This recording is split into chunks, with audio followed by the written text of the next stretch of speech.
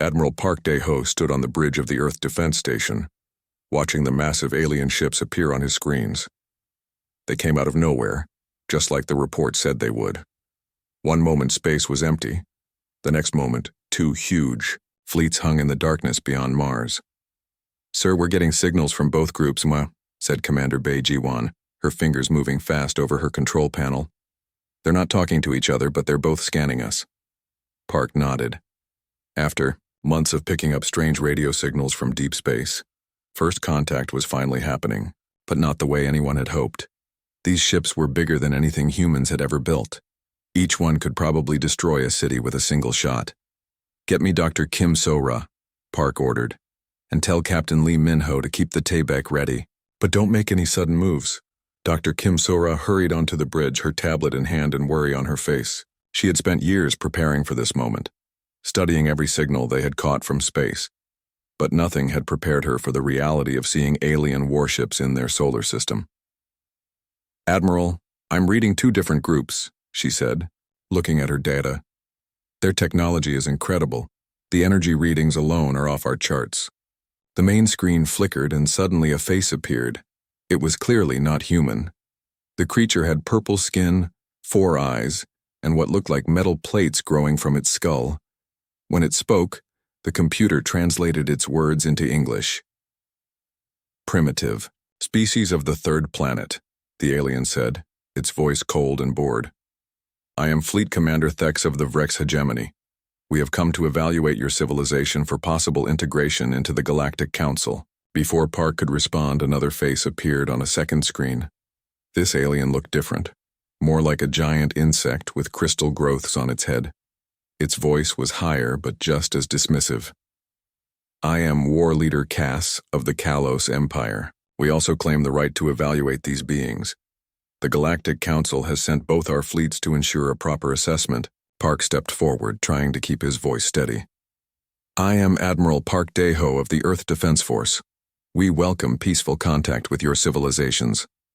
Both aliens made sounds that the computer couldn't translate, but they seemed to be laughing. "Peaceful contact," repeated Commander Thex. "How amusing. Your species still uses chemical propulsion and primitive nuclear weapons. You haven't even left your own star system properly." War Leader Cass clicked its mandibles. "Our scans show you still fight wars among yourselves over resources and territory. Your technology level is barely above stone tools by galactic standards." "Doctor," Kim stepped closer to Park. "Admiral, they're not just scanning our ships. They're looking at our cities, our factories, everything we've built." On the screens, both alien commanders seemed to be reading reports. Commander Thex spoke first. "The evaluation is complete. This species rates as Class 7 primitive on the galactic scale. They show some potential for basic labor but are too violent and underdeveloped for true civilization." "Agreed," said War Leader Cass. "However, their planet has useful resources and their star system has strategic value. We propose placing them under protective custody." Park felt his blood turn cold. "What does that mean?"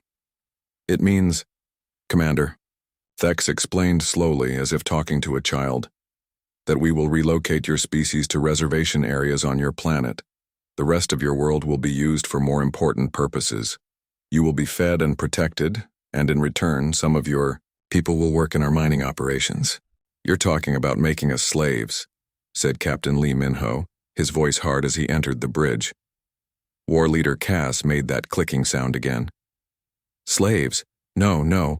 Think of it as guided development. Your species is simply too primitive to govern itself. Left alone, you would destroy yourselves within a few generations." Park looked around the bridge at his crew.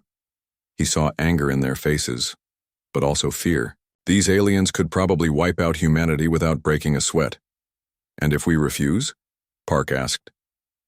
Both alien commanders exchanged what might have been glances between their ships. "Refusal is not recommended," said Commander Thex. "But if you insist on being difficult, we will implement pacification protocols." "What he means," War Leader Cass added, "is that we will destroy your military forces and major population centers until you agree to be reasonable." To prove their point, Commander Thex gave an order in his own language. One of the Vrex ships fired a single beam of light. It struck Earth's largest orbital manufacturing station, and the entire structure simply vanished in a flash of energy. That was a demonstration, Thex said calmly. Your most advanced space facility was destroyed by one low-power shot from one of our smallest vessels. War Leader Cass wasn't going to be outdone. One of the Kalos ships fired as well, erasing another orbital station just as easily. We could destroy your entire civilization in less than an hour, Cass said, but the Galactic Council prefers to preserve useful species when possible. Dr. Kim was staring at her instruments in shock. Admiral, those stations each had over 1,000 people working on them. Park closed his eyes for a moment, thinking of all those lives lost just to make a point. When he opened them again, his face was stone. How long do we have to consider your offer? He asked. 30 of your local days, said Commander Thex. That should be enough time for even your primitive leadership to understand the situation. During this time, both our fleets will remain in your system, added War Leader Cass. Any attempt to attack us or leave your planet will be considered an act of hostility. The screens went black, leaving the bridge in silence except for the soft hum of the ship's systems. Commander Bay finally spoke. Admiral, what do we do? Park looked out at the stars, where hundreds of alien ships now blocked Earth's path to the galaxy. Each one was more powerful than anything humanity had ever built. Or at least that's what the aliens thought. We call an emergency meeting of the Earth Defense Council, Park said quietly, and we pray that our ancestors were right about the best way to deal with bullies. Captain Lee frowned. Sir? Park turned away from the screens, his face grim but determined. Sometimes, Minho, the best way to win a fight is to make sure your enemy doesn't know it's a fight until it's too late. As the crew began preparing for the meeting that would decide humanity's fate, none of them noticed the small smile that crossed Dr. Kim's face. She knew something the aliens didn't. But that secret would have to wait for the right moment. Outside, the alien fleet settled into orbit around Earth, confident in their superiority and certain of their victory. They had no idea what they had just started. The emergency meeting took place in the deepest bunker beneath the Earth Defense Headquarters. Admiral Park looked around the table at the faces of Earth's military and scientific leaders. Everyone looked worried, and some looked ready to panic. The situation is clear, Park began. 2 alien fleets are sitting in our orbit, and they want to turn us into zoo animals. They've given us 30 days to surrender. General Nam Kisu slammed his fist on the table. We can't fight them. Did you see what they did to our stations? They destroyed them like they were made of paper. Maybe we should consider their offer, suggested Minister Chen Wei, Earth's chief diplomat. If we cooperate, at least most of humanity will survive. As slaves, Captain Lee Minho said angrily. They want to put us in cages and use us for manual labor. Dr. Kim Sora had been quiet through most of the argument, but now she cleared her throat. Actually, there's something you all need to know. Something that changes everything. All eyes turned to her. Park noticed she didn't look scared anymore. Instead, she looked almost excited. The aliens made a big mistake. Dr. Kim continued. They think they know everything about us based on their scans. But they only saw what we wanted them to see. Engineer Yun Taijin leaned forward. What do you mean? Dr. Kim activated a holographic display in the center of the table. For the past 50 years, we've been hiding our real technology.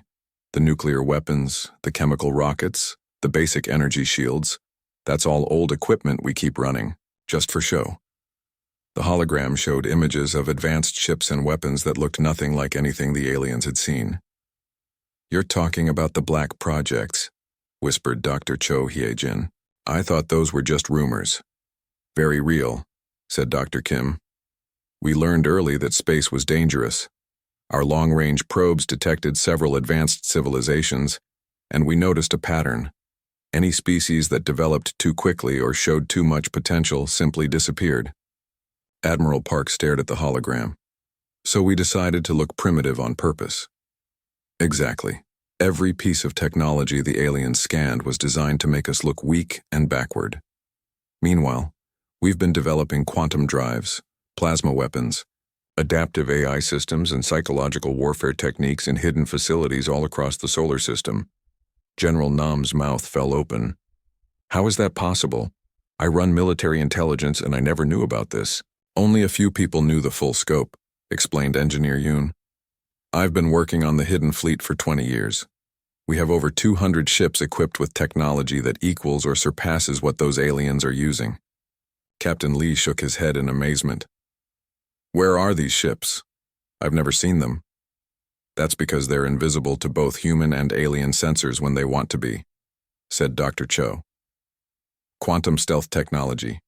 The ships exist in a state that makes them impossible to detect until they choose to reveal themselves. Commander Bei Ji-wan pulled up tactical displays on her tablet. I've been analyzing the alien fleet since they arrived. They're following very predictable patterns. Military doctrine that hasn't changed in centuries. They're overconfident and arrogant. Which gives us advantages, added Dr. Kim. We've been studying alien psychology from their communications for decades. Both the Vrex and Kalos species have fatal weaknesses. They can't imagine that a primitive species could pose any real threat. Minister Chen looked confused. But why keep this secret from Earth's own government? Because the best lies are the ones where most people believe them too, explained Admiral Park, understanding finally dawning on him. If our own people believed we were primitive, then we would act primitive. The aliens would see genuine reactions, not performances. Dr. Kim nodded.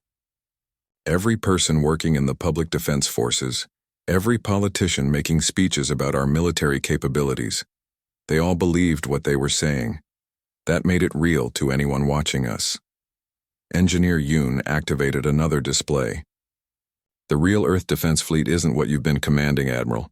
It's been hiding in quantum space waiting for a threat like this. The hologram showed massive warships with sleek designs and weapons that seemed to bend space around them. The Tyvek that Captain Lee commands is just the public version, Yoon continued. The real Tyvek is 3 times larger and equipped with adaptive AI that learns enemy tactics in real time. Captain Lee stared at the image of his ship, or what he thought was his ship. How long have you been planning this? Since the day we first detected alien signals, said Dr. Kim. We knew this moment would come eventually. The question was whether we'd be ready for it. Commander Bei looked up from her tactical analysis. According to the behavioral profiles, both alien fleets are following standard occupation procedures. They're not expecting any real resistance. That gives us a huge advantage. What kind of advantage? Asked General Nam. They're positioning themselves exactly where we want them, Bei explained. Close enough to Earth to feel safe, far enough apart to avoid accidental conflicts between themselves. They hate each other almost as much as they look down on us. Doctor? Cho smiled for the first time since the meeting began. And that's where our psychological warfare comes in. We don't just have better weapons. We understand how their minds work better than they understand themselves. Admiral Park studied the tactical displays. You're saying we can actually win this fight? Not just win, said Dr. Kim. We can win so decisively that the entire galaxy will know not to underestimate humanity again. Engineer Yoon brought up a timeline. The aliens gave us 30 days. We need at least 25 to get all our hidden forces in position. The deception has to continue until the very last moment. What about the crews of those orbital stations? Captain Lee asked quietly. The aliens killed thousands of people, just to make a point. Dr. Kim's expression grew sad. The stations were evacuated 3 hours before the aliens arrived. Everyone who was supposed to be there is safely on Earth. The aliens destroyed empty buildings. Even that was part of the plan? Minister Chen asked in amazement. We've been planning for every possibility, confirmed Dr. Kim. The hardest part was keeping the secret for so long, but now it's time to show these aliens what humanity can really do. Admiral Park stood up slowly. So what you're telling me is that everything I thought I knew about Earth's defenses was wrong. Not wrong, corrected Engineer Yoon. Just incomplete. You've been commanding the visible fleet. Now you need to learn about the invisible one. How many people are involved in this hidden military? Asked General Nam. About 500,000 across the entire solar system, said Dr. Kim. Scientists, engineers, pilots, technicians. all working in secret facilities to prepare for this day. Commander Bay pulled up communications logs. We've been monitoring alien fleet movements since they arrived. They're following exactly the patterns our psychological profiles predicted. Arrogant, dismissive, and completely unprepared for a real fight. The next 25 days are crucial, said Dr. Cho. We have to maintain the illusion that we're panicking and desperate while secretly moving our real forces into position. Captain Lee looked at the hologram of his real ship again. When do I get to see this advanced fleet? Tomorrow, said Engineer Yoon. You'll need time to learn the new systems. The quantum drives alone will take some getting used to. Admiral, Park felt a mixture of anger and relief. Anger that such a huge secret had been kept from him, but relief that humanity wasn't as helpless as he had thought. There's one more thing, said Dr. Kim quietly. The aliens aren't just here to evaluate us. Our deep space listening posts picked up their real orders before they arrived. What orders? Park asked. They're here to wipe us out completely. The whole story about protective custody and guided development, that's just what they tell primitive species to keep them calm before the extermination begins. The room fell silent as the implications sank in. So this was never about surrender, said Minister Chen. No, confirmed Dr. Kim. This was always going to be a fight to the death. The aliens just don't know it yet. Admiral Park looked around the table one more time. Then we'd better make sure we're the ones left standing when it's over. 28 days had passed since the aliens gave their ultimatum. In orbit around Earth, the Vrex and Kalos fleets maintained their positions, confident and bored. They had been monitoring human communications and were satisfied that the primitive species was properly terrified. Commander Thex reviewed the daily reports on his flagship. The humans are still arguing among themselves about surrender terms, he told his second-in-command. Some want to fight, others want to negotiate. Typical, primitive behavior. On the Kalos flagship, war leader Cass was equally dismissive. My analysts report increased military activity, but it's just the humans moving their pathetic warships around in panic. They're like insects trying to look threatening. Neither alien commander noticed the strange readings their sensors occasionally picked up. Brief energy signatures that appeared and vanished so quickly they seemed like equipment glitches. Their science officers dismissed these anomalies without investigation. Captain Lee Minho stood on the bridge of the real Taebaek, hidden in quantum space just a few kilometers from the alien fleets. The ship around him was nothing like the primitive vessel the aliens had observed. This warship was sleek and deadly, equipped with technology that would have shocked the galactic powers. Quantum stealth is holding steady, reported his tactical officer, Lieutenant Park Subin. The aliens have no idea we're here. Good, Lee replied, studying the tactical display. How many of our ships are in position? All 215, sir. Ghost Squadron is ready for the opening strike, and Captain Huang's stealth carrier Baekdu is positioned between the two alien fleets. Dr. Lim Dong-wook, the alien psychology specialist, looked up from his analysis station. Captain, the behavioral patterns are exactly as predicted. Both fleets are maintaining minimum alert status. They're so confident in their superiority that they're not even running proper security sweeps. On Earth, Admiral Park watched the countdown timer in the defense bunker. 2 days remained until the alien deadline. It was time to begin the final phase of humanity's deception. Send the message to Captain Seo Jun-ho, Park ordered. Tell him to take the decoy fleet into position. High above Earth, 12 ships that looked like humanity's most advanced warships began moving toward the alien fleets. These were the decoys, real ships, but equipped with the old technology that the aliens expected to see. Their mission was to make the aliens believe this was humanity's desperate last stand. Captain Seo Jun-ho commanded the lead decoy ship, knowing full well that he and his crews were bait. But they weren't sacrificial lambs. These ships were equipped with the most advanced defensive systems humanity had ever built, hidden beneath facades of primitive technology. Remember, Seo told his captains over the communication channel, you need to look desperate but not completely helpless. Give them a fight, but let them think they're winning. The alien fleets detected the approaching human ships immediately. On both flagships, alarms sounded. not because anyone was worried, but because military protocol required it. 12 human vessels approaching, reported the Vrex tactical officer to Commander Thex. They appear to be their most advanced warships. Thex laughed, a sound like grinding metal. 12 ships? Against both our fleets? The humans have finally lost their minds. War Leader Cass was equally amused. Perhaps they think a heroic charge will inspire the galaxy to remember them. How touching. The alien commanders decided to make this into entertainment. Instead of destroying the human ships quickly, they would drag out the battle, broadcasting it to Earth so the population could watch their military heroes die slowly. Target their engines first, ordered Thex. Disable them, then pick them apart piece by piece. As the human decoy fleet approached, both alien fleets opened fire with reduced power weapons. They wanted to hurt the humans, not vaporize them immediately. Captain Seo's ship shook as alien beams struck its shields. But the shields were far stronger than they appeared. The ship's computer immediately began broadcasting false damage reports, making it seem like critical systems were failing. Direct hit to the engine core, SEO announced over an open channel that he knew the aliens were monitoring. We're losing power. His ship began listing to one side and emitting fake energy signatures that suggested it was badly damaged. The other decoy ships did the same, creating the illusion of a desperate human fleet being systematically destroyed. The aliens fell for it completely. Both fleets moved closer to get better shots at the crippled human vessels.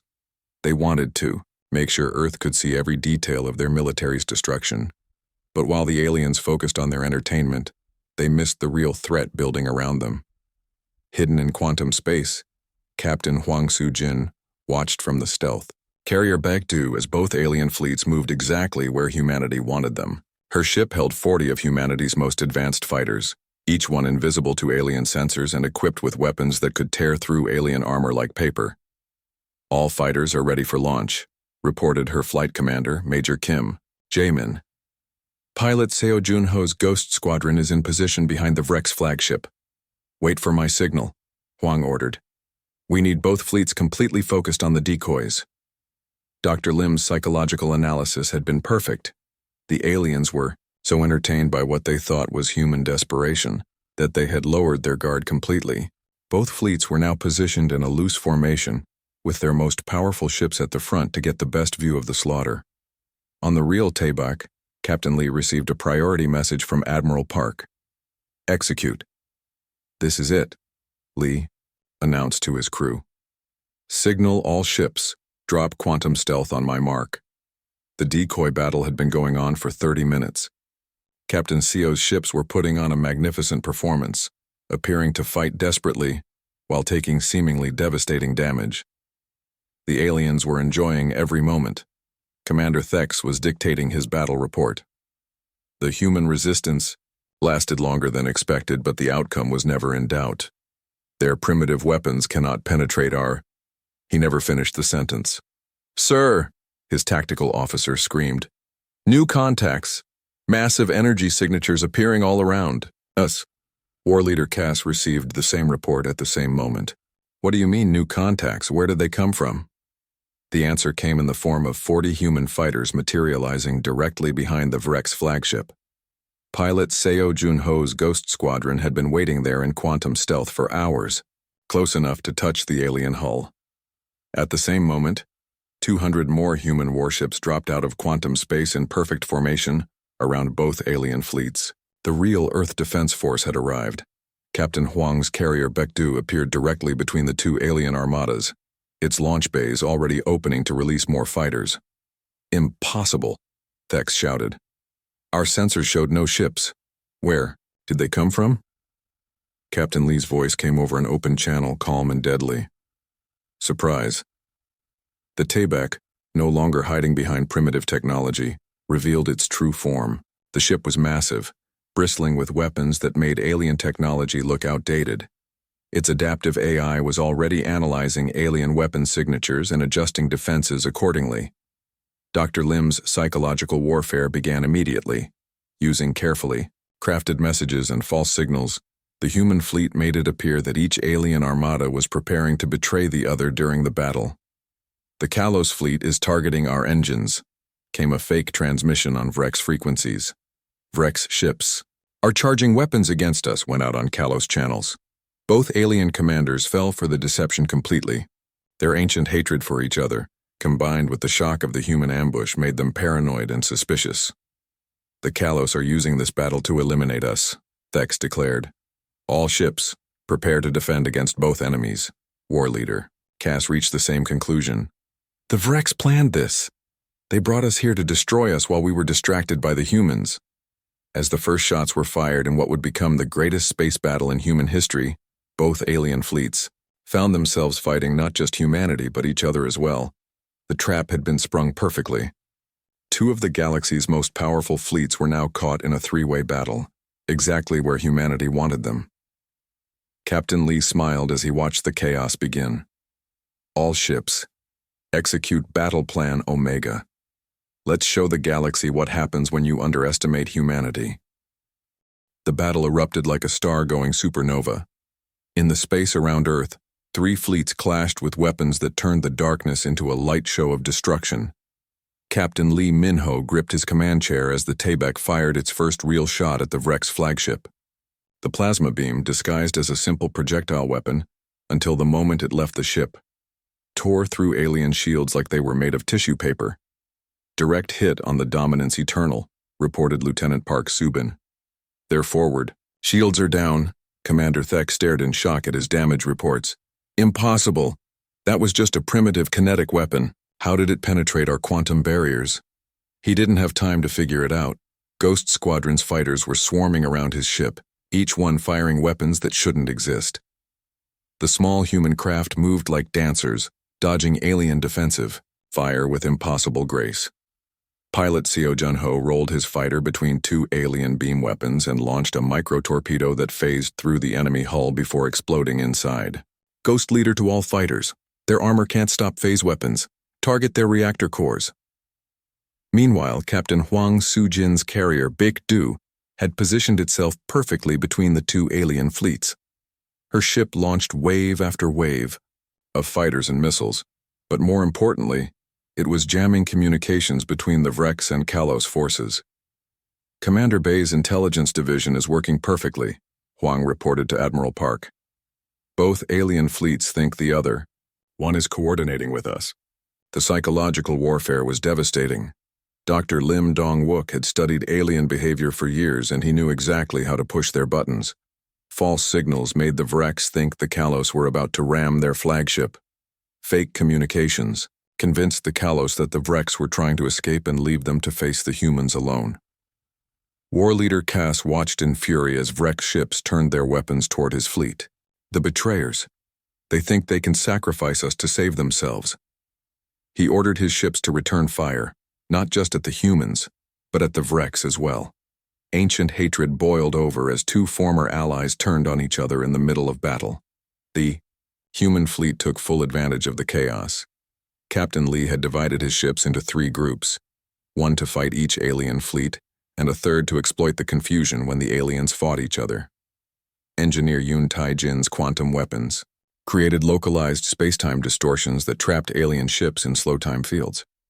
Vessels that had been moving at combat speed suddenly found themselves crawling through space while human fighters swarmed around them. The aliens can't escape to faster-than-light speeds, Yoon reported from his engineering station. The quantum field generators are working perfectly. Dr. Cho Hyojin's adaptive AI systems were learning alien tactics faster than the aliens could change them. Every shot the enemies fired taught the human computers how to better defend against the next one. The Taebaek is becoming immune to their weapons, Cho announced with excitement. The AI has analyzed their beam frequencies and adjusted our shield harmonics to match. The tide of battle was turning rapidly. What had started as an alien demonstration of superiority was becoming a massacre, but not the kind they had planned.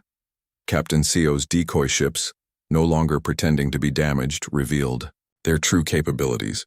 The primitive human vessels suddenly unleashed plasma cannons and quantum torpedoes that carved through alien formations like a sword through silk. This is impossible, Commander Thex screamed as his flagship shuddered under human fire. They're primitives, Stone Age barbarians. How can they have weapons like this? Captain Lee's voice came over the communication channel, calm and deadly. We never said we were primitives, Commander. You just assumed we were. The Vrex flagship Dominance Eternal was dying. Its mighty shields had failed, its weapons were offline, and human fighters were systematically destroying its critical systems. But Thex refused to surrender. All ships ramming speed, he ordered. If we're going to die, we'll take as many humans with us as possible. Several Vrex ships tried to follow the order, but they found themselves moving through quantum molasses. Engineer Yoon's time distortion fields made ramming impossible. The alien ships couldn't build up enough speed to be dangerous. On the other side of the battle, war leader Cass was having his own problems. Half his fleet was fighting the humans, while the other half was exchanging fire with Vrex ships. The Kalos were being destroyed by enemies on two fronts. War leader, his tactical officer reported. The Star of Conquest is under heavy attack. Human ships are targeting our reactor core. Cass looked at his tactical display in disbelief. Human vessels that had appeared primitive just hours ago were now outfighting ships that had conquered dozens of star systems. It was like watching children suddenly transform into gods of war. Captain Huang coordinated the final assault on both flagships.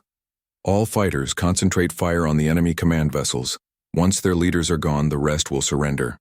The human strategy was perfect. Instead of trying to destroy both entire fleets, they focused on eliminating command and control. Cut off the head, and the body would stop fighting. Admiral Park watched the battle from Earth, coordinating the overall strategy while his captains handled the tactics. The plan was working even better than they had hoped. Both alien flagships are critical, reported Commander Bay. The Vrex are down to minimal life support and the Kalos flagship has lost main power. Signal all ships, Park ordered. Prepare for simultaneous strikes on both targets. Let's end this. Captain Lee acknowledged the order and coordinated with Captain Huang. The Taebaek and the Baekdu, along with 50 other human ships, lined up for the killing blow. Target the Dominance Eternal, Lee ordered his weapons officer. Full power, all weapons. Star of Conquest targeted, Huang reported from her ship. Ready to fire on your command. Dr. Cho's adaptive AI had calculated the exact weak points on both alien flagships. The computers had learned from hours of battle exactly where to hit to cause maximum damage. Fire, Admiral Park commanded. Breathe to you. Space around Earth lit up like a second sun as over 100 human weapons fired simultaneously. Plasma beams, quantum torpedoes, phase cannons, and gravity bombs all struck their targets at the same moment. The Vrex flagship, Dominance Eternal, which had terrorized dozens of worlds, simply came apart. Its quantum core overloaded, creating a chain reaction that consumed the entire massive vessel in seconds. The Kalos flagship Star of Conquest lasted a few moments longer, but the result was the same. The proud warship that had led the conquest of 3 star systems became an expanding cloud of debris and energy. Both explosions sent shockwaves through their respective fleets. The aliens who had come to Earth confident in their superiority now faced the reality that their most powerful ships had been destroyed by the primitives they had dismissed.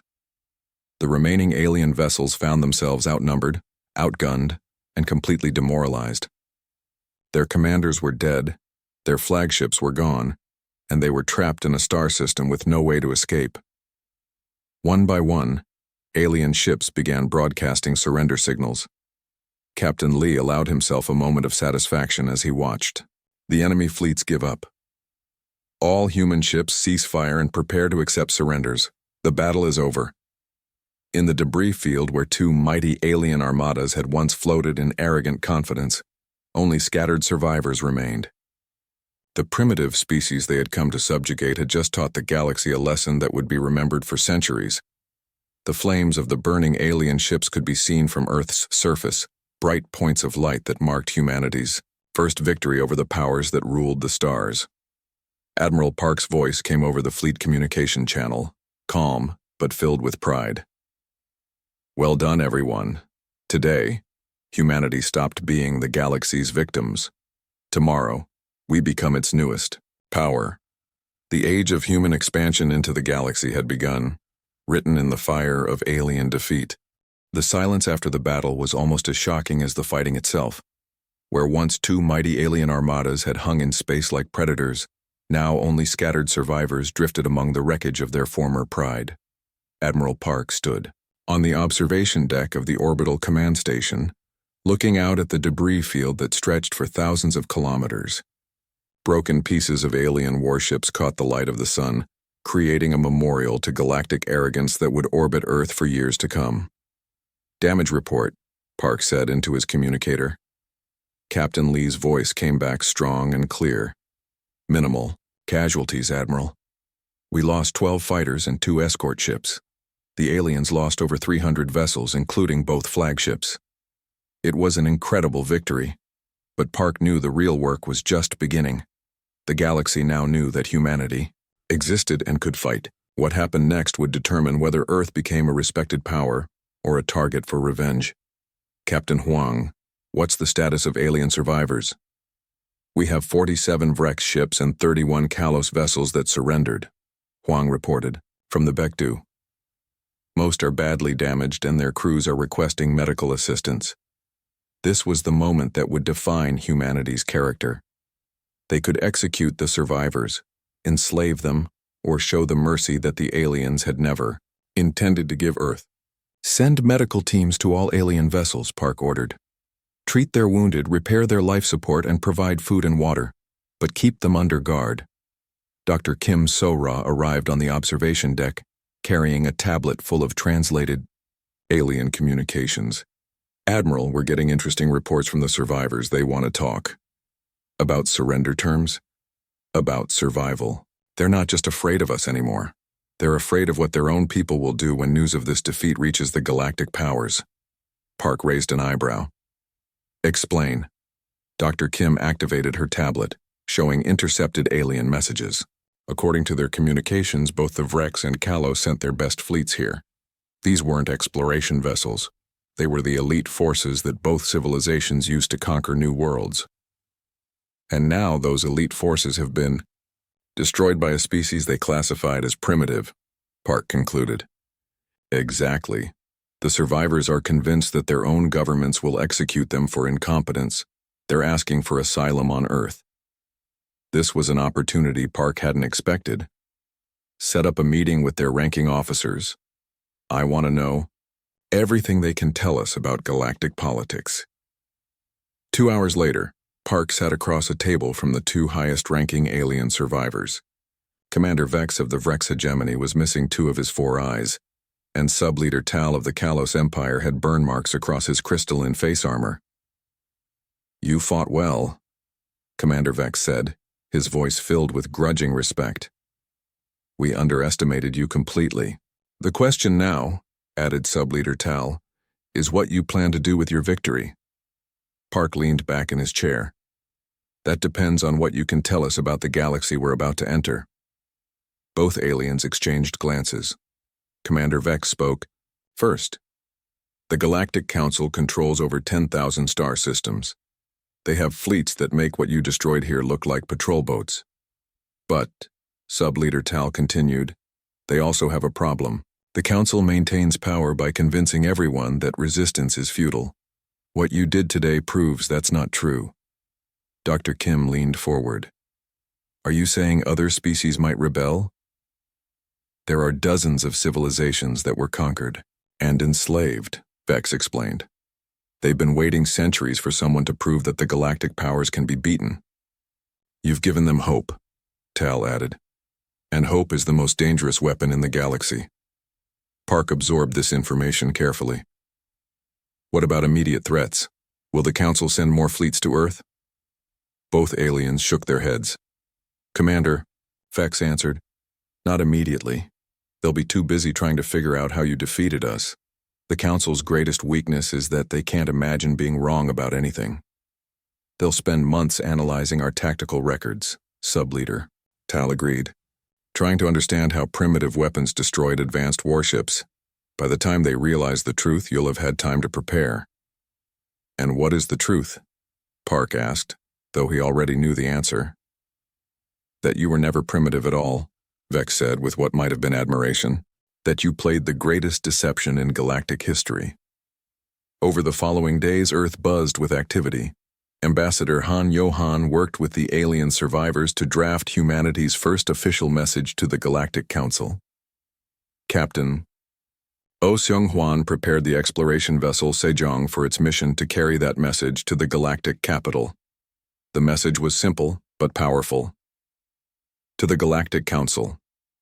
The species of Earth rejects your classification and your authority. We will not be conquered, controlled, or contained. Any fleet sent against us will share the fate of the Vrex and Kalos Armadas. We offer peaceful trade and cooperation to all who approach us with respect. To those who come as conquerors, we offer only destruction. Dr. Lim Dong-wook had crafted the psychological impact carefully. The message would spread through galactic communication networks, reaching every enslaved species and every potential rebel movement. Captain Lee supervised the retrofitting of captured alien technology into human ships. Engineer Yoon Tai-jin worked day and night to reverse engineer alien faster-than-light drives and quantum communication systems. How long before we can build ships that can travel anywhere in the galaxy? Lee asked. 6 months for the first prototypes, Yoon replied. A year for full production. The alien technology is advanced, but our adaptive AI systems are learning fast. Dr. Cho Hee-jin had perhaps the most important job of all. She was analyzing alien computer systems and databases, learning everything the enemy knew about galactic civilization. Admiral, she reported during a briefing, we've found the locations of 17 species that were classified as primitive and then exterminated. The Galactic Council has a policy of destroying any civilization that shows too much potential. Which means they'll eventually come for us in force, Park concluded. Yes, but not for at least 2 years. The aliens were right. The Council is bureaucratic and slow to adapt. That gives us time to find allies and prepare defenses. The most encouraging news came from deep space monitoring stations. Earth's radio telescopes were picking up coded transmissions from across the galaxy. Messages of support from enslaved species who had heard about humanity's victory. Commander Beiji Wan decoded the messages with help from alien computer systems. Admiral, we're getting offers of alliance from at least 20 different species. They want to coordinate resistance against the Council. What kind of coordination? Park asked. Shared technology, strategic information, coordinated attacks on Council supply lines. Some of these species have been planning rebellion for centuries. They just needed proof that the Council could be beaten.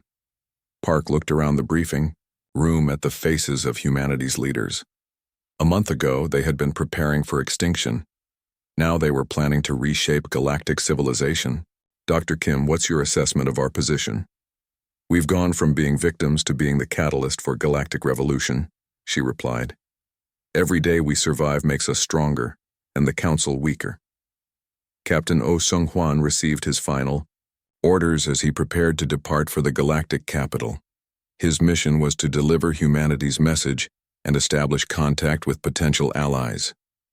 Remember, Admiral Park told him, you're not just representing Earth anymore. You're representing the hope of every enslaved species in the galaxy. As the Sejong departed for deep space, carrying humanity's declaration of independence to the stars, Park returned to the observation deck. The debris of the alien fleet still glittered in Earth's orbit, but now they looked different to him. They weren't just the remains of defeated enemies. They were proof that the impossible could happen, that the weak could overcome the strong, and that sometimes the best way to win was to make your enemy underestimate you until it was too late. Captain Lee joined him at the observation window. Admiral, what do you think will happen when the Council receives our message?